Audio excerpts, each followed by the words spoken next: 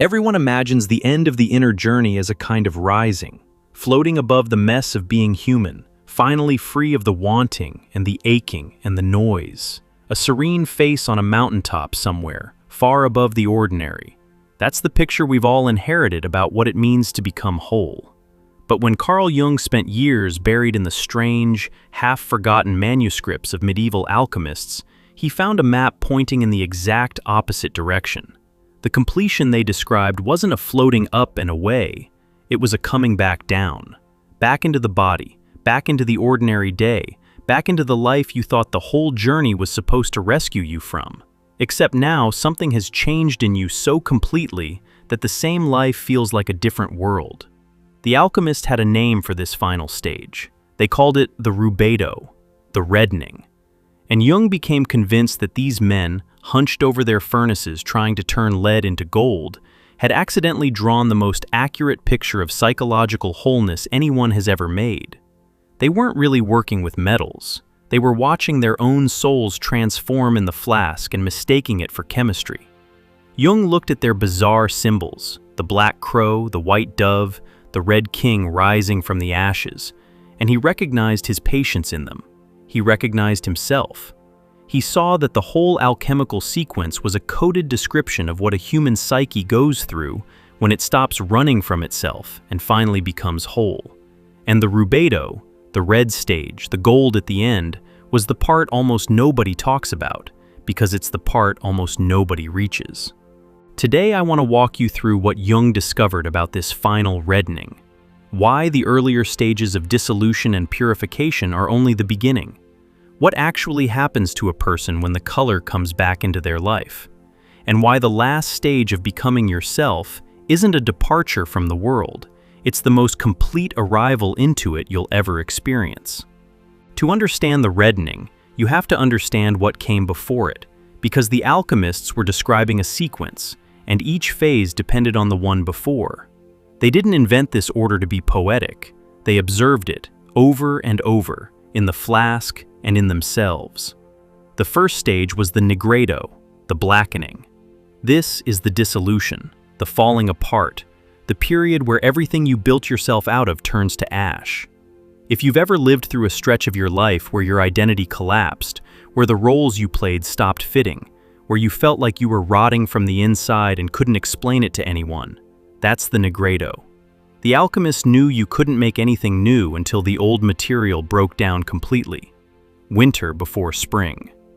Then came the albedo, the whitening. After the blackness, a kind of washing, a purification. The person who survives the dissolution starts to feel clarity returning, a coolness, a distance from the chaos. Insight arrives. You begin to see your patterns from above, like weather. This stage feels like relief after the darkness, and for many people it feels like the destination itself. The mind goes quiet.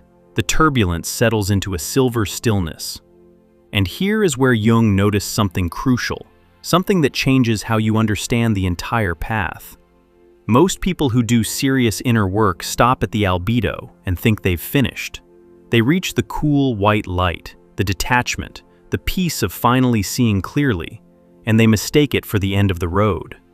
You've probably met someone caught in this place, or been there yourself. The person who has done years of shadow work and now floats slightly above their own life. Calm, insightful, a little remote. They speak beautifully about patterns and projections. They've achieved a genuine serenity.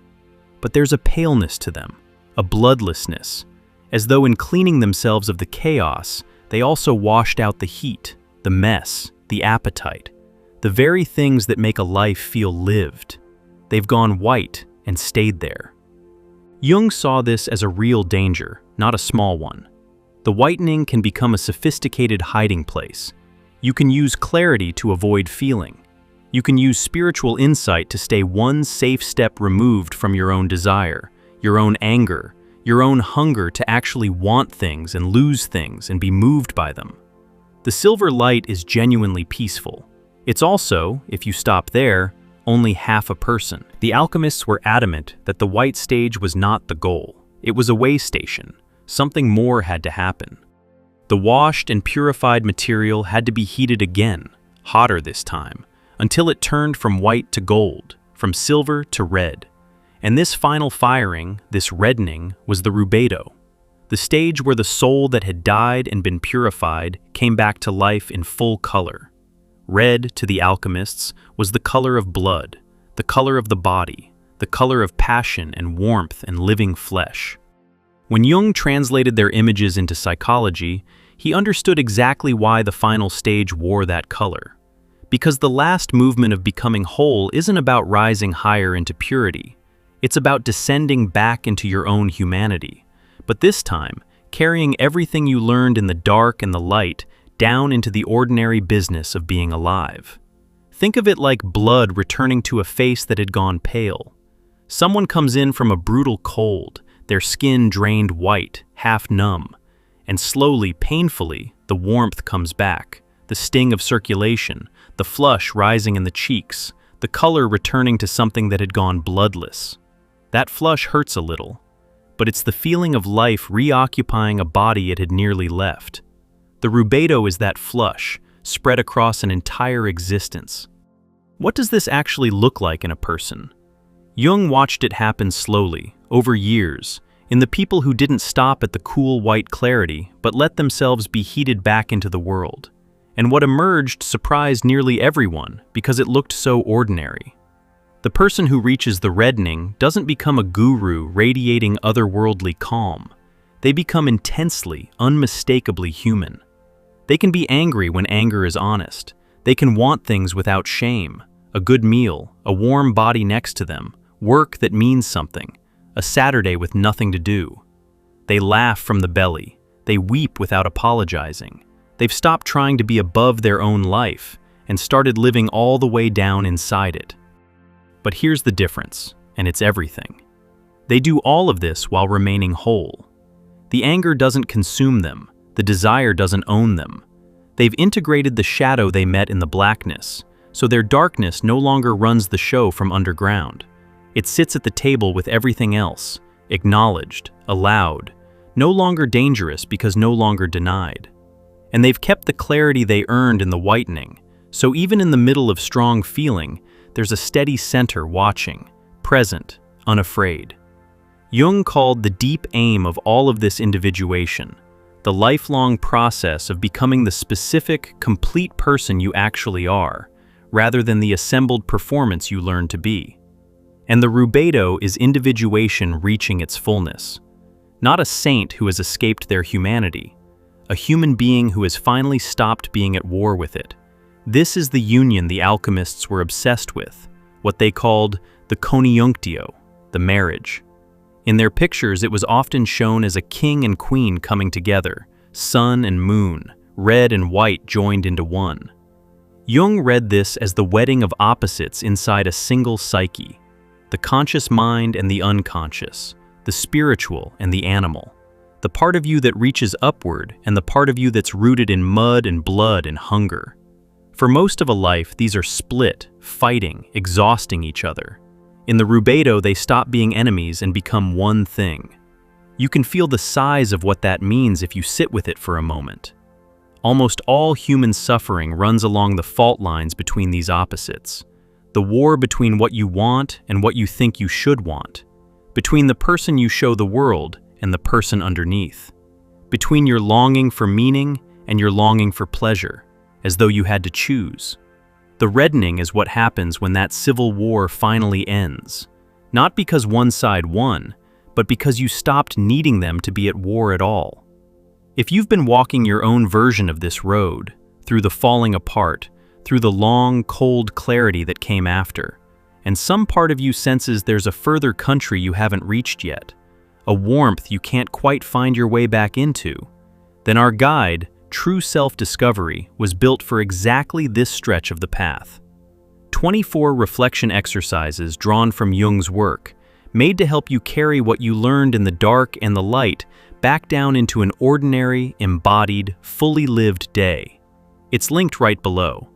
And now let's keep going, because the most important question about the reddening is the one almost nobody asks. why so few people ever reach it? The reason the Rubedo is rare has nothing to do with intelligence or even effort. It's about the specific fear that guards the door to it. Because to come back down into full color, you have to give up something that the whitening gave you. And it's something the psyche clings to with everything it has. You have to give up the safety of distance. The cool clarity of the white stage protects you.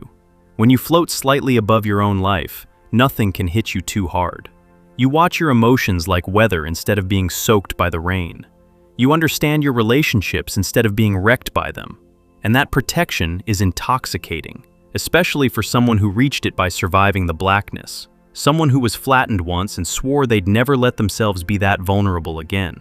The reddening asks you to walk back into vulnerability on purpose, to care again, fully, knowing what caring costs, to want things you might not get, to love people you will eventually lose, to let the warmth back into a body that learned, in the cold, how much safer it felt to stay numb. This is why so many people who have done deep inner work stall out in a permanent, elegant detachment.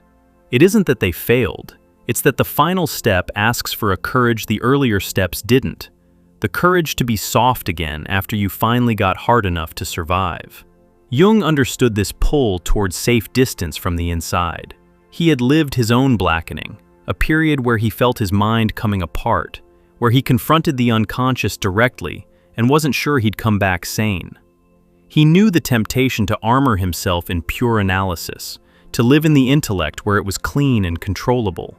And he knew that the deeper work required him to keep coming back down into ordinary life, into his family, his relationships, his patience, the small, warm texture of daily existence, and to stay there, present, embodied, rather than escaping upward into abstraction. So he was suspicious of any spirituality that only pointed up, any teaching that treated the body as a problem, desire as an enemy, ordinary life as something to transcend. He saw those paths leading straight into the frozen white and calling it enlightenment. The genuine article, he insisted, always came back to earth. The truest sign of someone who had done the deepest work wasn't how far above life they floated. It was how fully they had returned to it. Picture two people who have both spent a decade in serious inner work. The first has become smooth, unruffled, wise-sounding, a little untouchable. You sense that nothing reaches them anymore, and part of you envies that, and part of you notices you can't quite feel them there in the room with you. The second is messier. They still get frustrated in traffic. They still ache when their kid ignores them. They still want, still reach, still stumble. But when you're with them, you're fully with them. There's a warmth, a groundedness, a sense that they're all the way inside their life instead of hovering at the edge of it. Jung would tell you the second person has traveled further. The reddening is written all over them. This is the great inversion at the heart of Jung's reading of alchemy, and it upends nearly everything our culture assumes about the spiritual path. We think the goal is to need less, feel less, want less, to sand ourselves down into something serene and untouchable.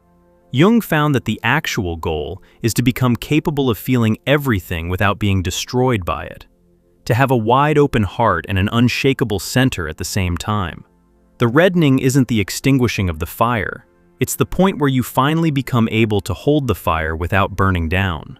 And the fire itself changes character in this final stage, which is the part that moves me most about the whole image. In the blackening, fire is a destroyer. It burns your old identity to ash, and it feels like annihilation. That same fire, in the reddening, becomes a hearth. The heat that once tore your life apart is now the warmth that makes a life livable. Nothing about the flame changed. What changed is your relationship to it. You went from being consumed by your own intensity to being warmed by it, from being at the mercy of your depths to being at home in them. There's an old alchemical phrase Jung loved to return to, a line describing the goal of the whole work, the union of the spiritual and the material, heaven and earth married inside a single vessel. For centuries, people read that as a formula for making literal gold.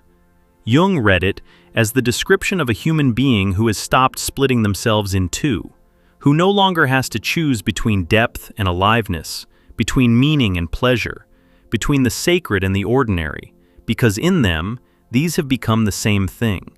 The gold the alchemists were chasing was never in the flask. It was the person they became by staring into it for so long. So what does the reddening give you, really, once you've paid the price of coming back down? Jung was careful never to promise it as a state of permanent bliss, because it isn't one. The person who reaches the Rubedo still lives an ordinary human life, with all its ordinary difficulties. They still lose people. They still face fear. Nothing exempts them from the conditions of being alive. That's the whole point. They've stopped looking for an exemption. What changes is their relationship to the whole of it. There's a groundedness that circumstances can't shake, because it isn't built on circumstances. Somewhere in the fire, they stopped needing life to be a certain way in order to be at peace with being alive. They can hold joy and sorrow in the same hand without needing to resolve them into a tidy story. They've lost the desperate need for everything to mean something reassuring, and in losing it, they've found that everything means more, not less. The bloodless white clarity that once felt like the destination turns out to have been the doorway to something far warmer. They also come into a strange new relationship with time. The person still reaching for the next stage is always leaning forward, always slightly absent from the present because the present isn't finished yet. The person who has come through the reddening has largely stopped leaning. There's nowhere further to get to, no better version of themselves waiting around the corner, because they've finally arrived inside the only self they were ever going to be. And that arrival lets them actually live in the day they're in instead of the one they're chasing. The ordinary moment stops being a means to somewhere else and becomes the entire point. I think this is what draws people to be near someone who has genuinely reached this place, even when they can't name what they're sensing. There's a fullness of presence to them. They're not performing wisdom, not managing your impression of them, not floating somewhere above the conversation. They're just there, completely, warmly, with color in their face and blood in their hands, an ordinary person who has become entirely themselves.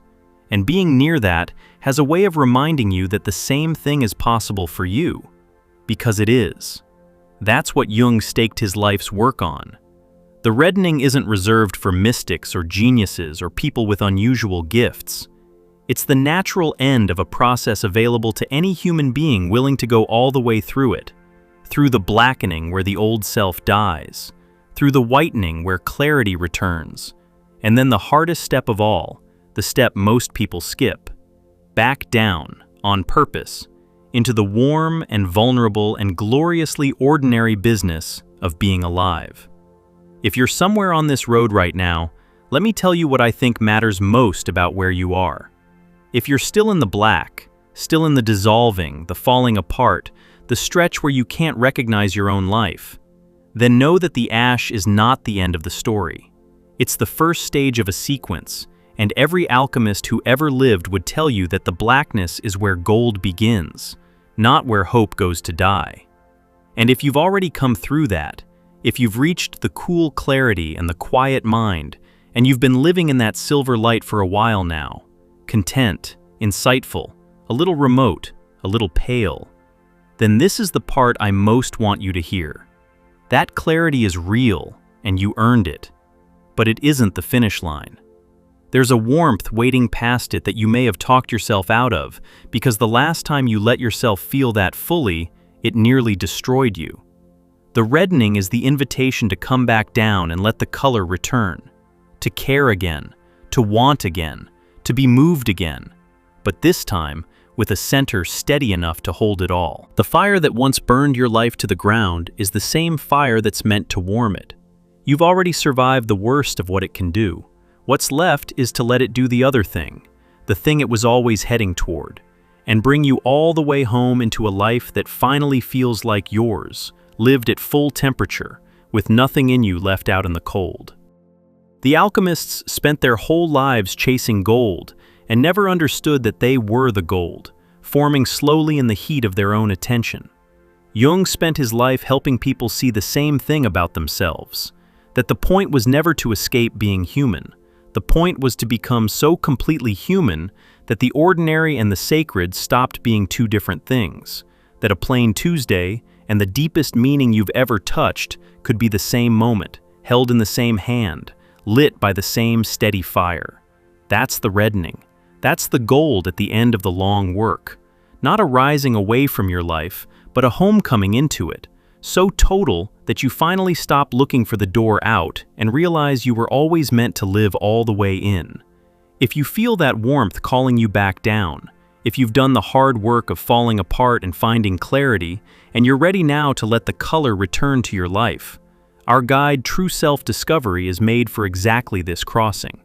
24 reflection exercises rooted in Jung's own map of becoming whole, built to help you carry everything you've learned in the dark and the light back down into an embodied, fully lived, ordinary day. Follow the link below and let this be the beginning of your own reddening.